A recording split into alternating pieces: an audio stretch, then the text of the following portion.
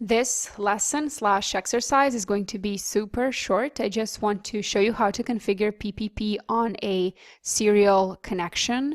If you're not familiar with it, PPP stands for point-to-point protocol, and it was originally designed for serial connections, but it can be adapted like PPP-oE, which stands for PPP over Ethernet, so that pretty much the same protocol PPP can be used over different types of connections. Basically what it is, it's a protocol used to establish a direct connection between two nodes. Obviously, the name says that as well, point to point. It can provide authentication, encryption, and compression. And what we're going to focus on is authentication. There are two types of authentication. I'm gonna edit this real quick. There's a password authentication protocol and challenge handshake authentication protocol. The shorter names are quite funny, PAP and CHAP, and also easy to remember. PAP is the less secure method of the two because passwords are transmitted in clear text. And then CHAP, Challenge Handshake Authentication Protocol, also doesn't use encryption, but it uses hashing.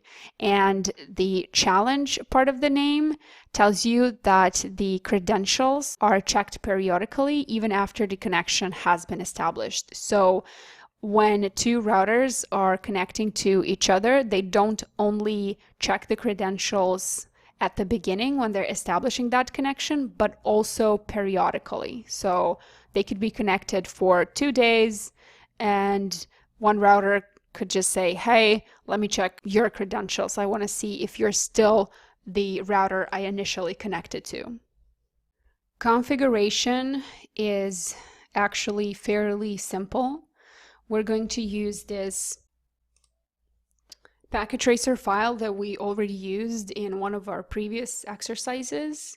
We will configure PPP on these two routers here, and all we need to do is define the credentials on both routers.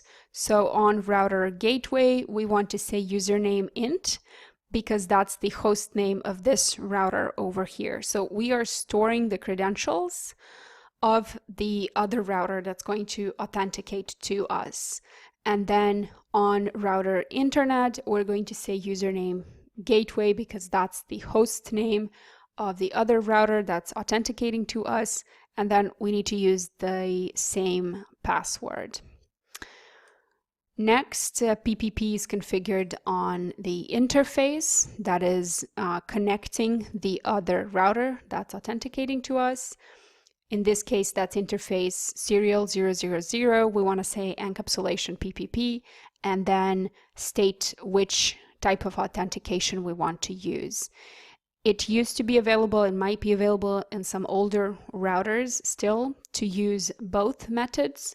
So for example, if you're not sure that the router that you're connecting with through PPP supports CHAP, you can say CHAP PAP. So you could list both CHAP and PAP, and then in case the other router doesn't support CHAP, you're saying, with using that command, you're saying, well, if you don't support CHAP, I'm okay with PAP as well.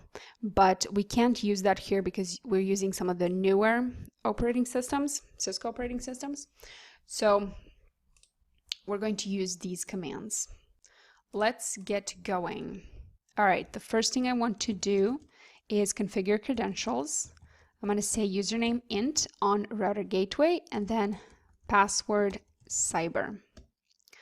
Then I'm going to open serial 000, and as soon as I say anything about PPP, the link is going to go down. Encapsulation PPP, encapsulation, I spelled that wrong, PPP, and then PPP authentication, CHAP. And that's it. Moving on to router internet, enable configure terminal, username, username gateway, password cyber, interface serial 000, encapsulation PPP, PPP authentication CHAP.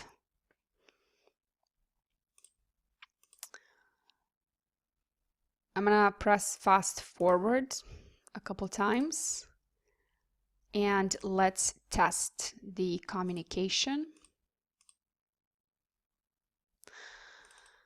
Yes, Packet Tracer used to have this bug, which would pretty much make you reboot the exercise.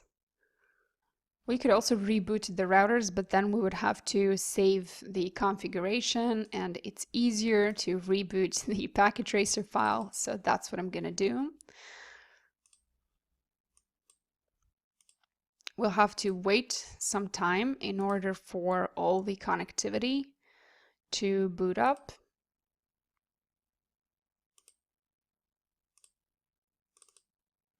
Yep, now it's successful. Okay, so apparently you're supposed to either reboot the router, or maybe we could have done it by switching off the interface and then switching on the interface.